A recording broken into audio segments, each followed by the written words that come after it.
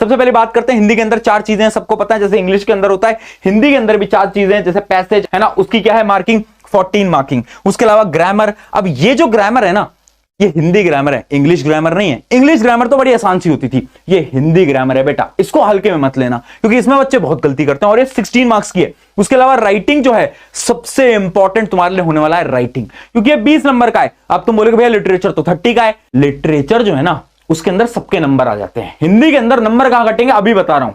सबसे पहला कटेगा राइटिंग के अंदर, दूसरा कटेगा ग्रामर के अंदर। है भैया हमें तो लगता था अपठित गद्यांश के अंदर नंबर कटेंगे, नहीं, अपठित गद्यांश सिंपल आता है पेपर के अंदर, बोर्ड एग्जाम के अंदर, मतलब थोड़ा सा तो टफ आएगा ही, बट ऐसा नहीं आएगा कि बहुत खतरनाक हो जाएगा, तुम्हें कुछ समझ ही नहीं आ रहा है, ऐसा बहुत कम होता है। मेनली देखा गया है कि ये आसान होता है। राइटिंग सेक्शन जो है स्कोरिंग तो होता है, बट बच्चे ना गलती करते हैं, फॉर्मेट के अंदर गलती करते हैं, सारी गलतियां बता भी दूंगा। और ये ग्रामर, इस पे फोकस लगाना पड़ेगा। अब भैया ये बताओ कैसे पढ़ना है, एक स्ट्रैटेजी बता दो एक एक करके। चलो यार फटाफट से आते हैं, स्ट्रैटेजी देखते हैं। सबसे पहले हम बात करते हैं पैसेज यानी अपठित गद्यांश के बारे में। देखो ये बहुत ज्यादा महत्वपूर्ण यानी इंपॉर्टेंट है, यहां पर लिखा भी हुआ है। अब क्या भैया बहुत टफ आएंगे? बहुत कम पेपर्स के अंदर टफ आ रहे होंगे, लेवल नॉर्मल रहेगा। इंग्लिश जैसा नहीं होगा, इंग्लिश के अंदर तो बहुत टफ आ जाते हैं पैसेज, यहां पर उतने टफ आपको देखने को नहीं मिलने वाले। अब इनके जो एमसीक्यू क्वेश्चंस होते हैं ना वो बहुत इंपॉर्टेंट होते हैं, क्योंकि बच्चे ना एमसीक्यू क्वेश्चंस को अटेम्प्ट नहीं कर पाते अपठित गद्यांश के अंदर, वो गलती करके आते हैं। अब भैया हम कैसे पढ़ें, क्या तरीका है? इसका एक सिंपल सा तरीका है, प्रैक्टिस प्रैक्टिस प्रैक्टिस। जितना समय बचता है कम से कम नहीं तो 10 अपठित गद्यांश प्रैक्टिस कर लो।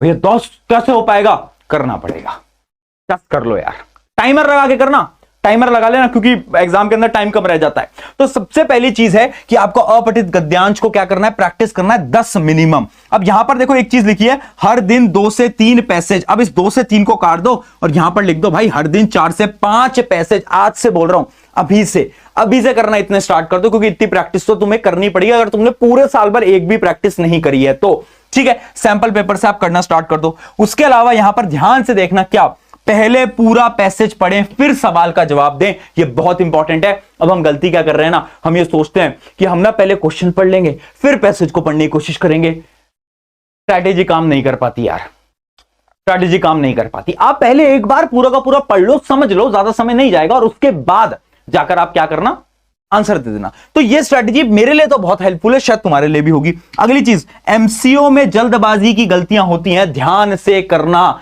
मैं फिर बोल रहा हूं, एमसीक्यू में बच्चे यहां पर गलत करके आते हैं, एकदम लल्लू आता है, लल्लू आसान है ना, बट गलतियां कहां होंगी? गलतियां होंगी एमसीक्यू के अंदर। तो तुम ये गलती मत करना, एमसीक्यू को ध्यान से देखना, उसकी ज्यादा प्रैक्टिस करना। भैया पेपर किस अटेम्प्ट में ऑर्डर करना है वो भी बताऊंगा, रुक जाओ। सबसे पहले एक एक करके स्ट्रैटेजी की बात कर रहे हैं, उसमें समझ आ गया प्रैक्टिस के बिना कोई और सोल्यूशन नहीं है। बात करते हैं दूसरी आपके राइटिंग सेक्शन की, जो कि मैं आपको आज बता रहा हूं, this is one of the most important. Literature में सबके नंबर आते हैं, जो यहां पर नंबर लाता है वो हिंदी के अंदर बहुत अच्छा स्कोर करके आता है।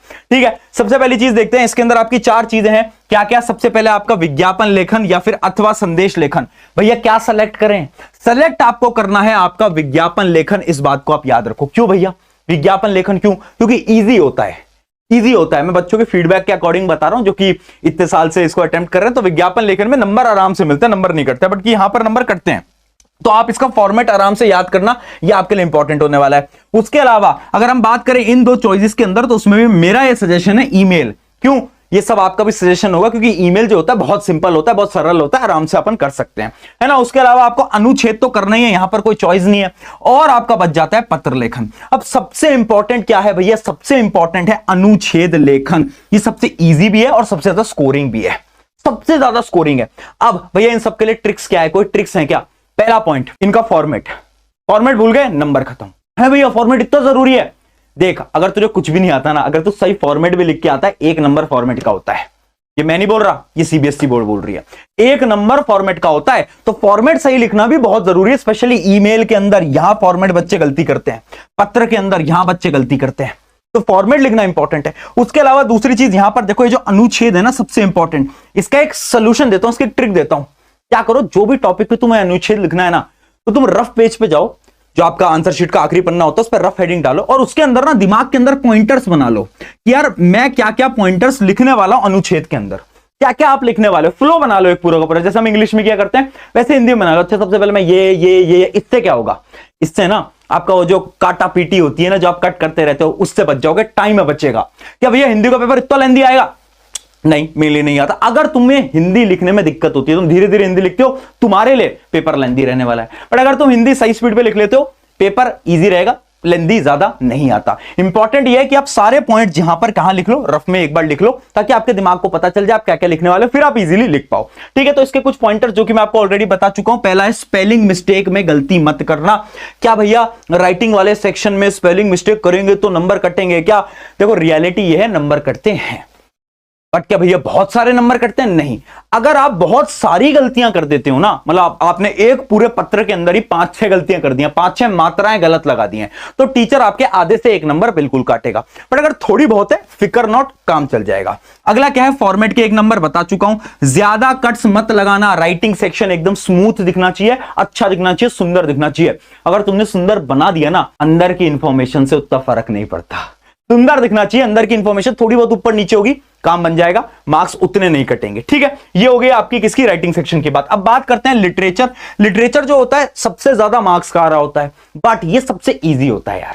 क्यों? क्योंकि तुम वही लिटरेचर की किताबें स्कूल के अंदर पढ़ते आ रहे हो, पूरा साल तुम्हें निकल गया, थोड़ा बहुत तो तुम्हें पता होता है ना, कहानियां वगैरह सब पता होती हैं। अगर नहीं पता है तो अभी भी तुम्हें पता है कि लाली मैम जो है वो मैराथन्स प्लान करेंगी, तो तुम उनकी देख लेना, लिटरेचर तुम्हारी वहां से एकदम शॉर्ट हो जाएगी। ठीक है, अब देखो यहां पर 2 कोर्सेज हैं, एक आपका हिंदी ए है, एक आपका हिंदी बी है ना, अलग अलग किताबें हैं दोनों के अंदर। बट एक चीज क्या तुमने नोट करी है, तुम्हारे टीचर ने भी ये बताया होगा कि जैसे अपना ये कोर्स ए है ना, तो इसमें एक बुक है क्षितिज, जिससे कि हमेशा शॉर्ट आंसर्स पूछे जाते हैं, नोट करिए, और दूसरी किताब है कृतिका, जिससे हमेशा लॉन्ग आंसर पूछे जाते हैं। सिमिलरली आपका कोर्स बी में सेम ही चीज है कि यहां पर जो स्पर्श है उससे शॉर्ट आते हैं और संचयन से क्या आते हैं, आपके लॉन्ग आते हैं, है ना। तो यानी जब आपको पता है कि इन बुक्स से शॉर्ट आने, इनसे लॉन्ग आने, तो उस अकॉर्डिंग क्वेश्चंस की प्रैक्टिस करो ना, उन्हीं क्वेश्चंस की प्रैक्टिस करो ना, यानी इस किताब से लॉन्ग करो, इससे शॉर्ट करो। अब आप इन किताबों से बैठ के शॉर्ट आंसर प्रैक्टिस कर रहे हो, उसका क्या फायदा?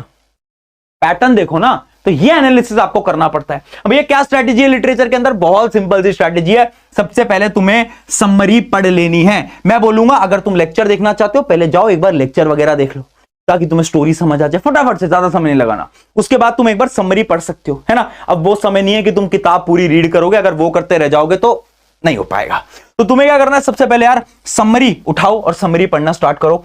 उसके बाद तुम पीवाईक्यू जरूर करना, बहुत इंपॉर्टेंट है। ये छोड़ दिया ना तो दिक्कत हो जाएगी। क्यों? क्योंकि हिंदी के अंदर ना पीवाईक्यू सिमिलर आते हैं, यानी हर साल पेपर सेम ही आ रहा है, ज्यादा डिफरेंस नहीं आ रहा है। हाँ, थोड़ी बहुत जो वर्डिंग्स होती है उनको बदला जाता है, जैसे इंग्लिश के अंदर भी सेम ही आता है, बट वर्ड्स को बदला जाता है लिटरेचर के अंदर, तो वहां पर भी थोड़े बहुत वर्ड्स तुम्हारे बदलेंगे, उससे तुम्हें कंफ्यूज नहीं होना। अगर प्रीवियस ईयर क्वेश्चन प्रैक्टिस कर लिए, हिंदी लिटरेचर तुम्हारी बहुत इजीली सॉर्ट हो जाएगी। मैं बोल रहा हूं आसान पेपर आता है लिटरेचर की साइड से, कोई टफनेस तुम्हें नहीं दिखने वाली। अगली चीज, सेम बुक वाले आंसर्स लिखना बंद कर दो। वो जो बुकिश लैंग्वेज है ना, एकदम तुम सेम उठाकर कर रहे हो, उसको थोड़ा कम कर दो यार।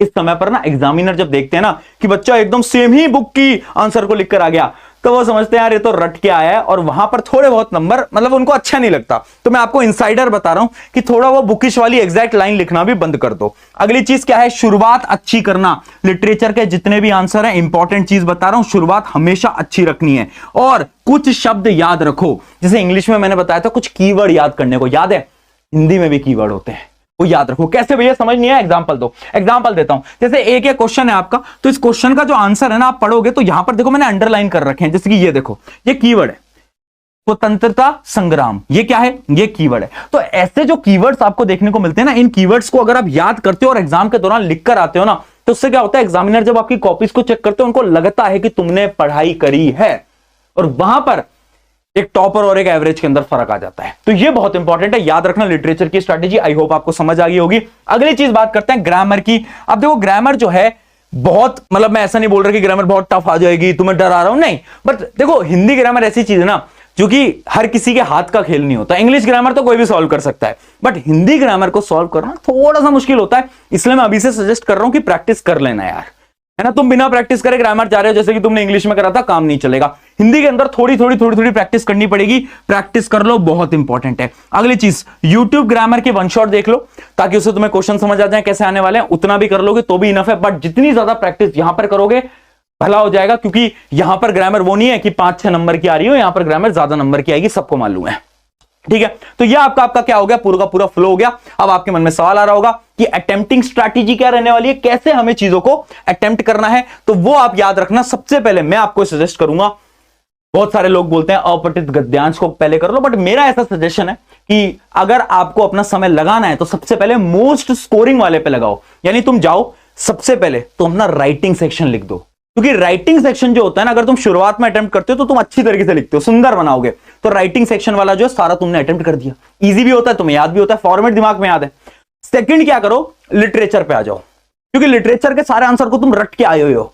अगर एग्जाम के दौरान तुम एग्जाम के अंदर वो सारे के सारे आंसर भूल गए तो दिक्कत नहीं हो जाएगी। तो तुम्हें क्या करना है, तुम जितना भी रट के आए हो, राइटिंग के बाद लिटरेचर उठा ली, फिर उसके बाद अपठित गद्यांश और लास्ट में ग्रामर। क्योंकि ग्रामर जो है ना, वो तो तुम लास्ट में अटेम्प्ट करो, उसमें ज्यादा कोई सोचने वोचने वाली चीज नहीं है, वो तो तुम कर लोगे, है ना, टाइम बचता है लास्ट में, उससे आराम से कर सकते हो। बट ये जो फ्लो है ना, अगर तुम इसमें अटेम्प्ट करके आते हो, काम चल जाएगा। अब कुछ 1 to 1 टिप देखो, याद रखना। पहली चीज, मात्राएं चेक कर लेना प्लीज, मैं हाथ जोड़ के निवेदन कर रहा हूं, मात्राओं में गलती मत करना। मैं ये नहीं चाहता मेरे स्टूडेंट्स, मेरे बच्चों, तुमने बहुत मेहनत करी थी साइंस में, तुमने बहुत मेहनत करी, एसएसटी में तुम्हारे मार्क्स अच्छे आ रहे हैं, इस हिंदी की वजह से तुम्हारी परसेंटेज खराब नहीं होनी चाहिए, है ना। प्रशांत मैंने बहुत एफर्ट लगाए हैं तुम्हारे साथ, अब वो मेहनत खराब मत करना, हिंदी में भी प्लीज मेहनत करो और अच्छे मार्क्स लेकर आओ। अगली चीज, इंपॉर्टेंट पॉइंट को अंडरलाइन कर लेना, जैसे इंग्लिश की स्ट्रैटेजी है। अगला, राइटिंग सेक्शन का फॉर्मेट जरूर याद रखना।